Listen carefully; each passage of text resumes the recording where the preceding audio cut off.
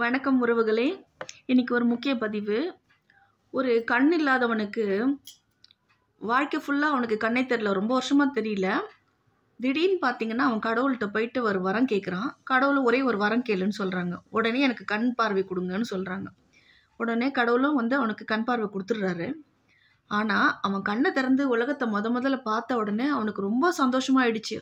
அப்பா, இவ்வளோ ஒரு விஷயம் இருக்கா உலகத்தில், நம்மளுக்கு இவ்வளோ வருஷம் வேஸ்ட் பண்ணிட்டோமேன்னு சொல்லிட்டு முதல்ல என்ன பண்ணுறான், குருடங்க கண் தெரியாதவங்க என்ன கையில் வச்சுருப்பாங்க, தடி தான் வச்சுருப்பாங்க. முதல்ல அவன் எதை தூக்கி போட்டான்னா அந்த தடியை தான் தூக்கி கீழே போட்டாங்க. சரிங்களா? ஏன்னா இவ்வளோ வருஷம் அவனை காப்பாற்றினதே அந்த தடி தான். ஆனால் அதை தூக்கி போட்டுட்டாங்க. ஓகேவா? அந்த மாதிரி தான் சில உறவுகளும் சொல்லலாம். அவங்க தேவைக்கு நம்மளை நல்லா யூஸ் பண்ணிவிட்டு அப்புறம் திடீர்னு அவங்களுக்கு அந்த தேவை முடிஞ்சோடனே நம்மளை தூக்கி சடனாக எறிஞ்சிருவாங்க. ஸோ அதனால்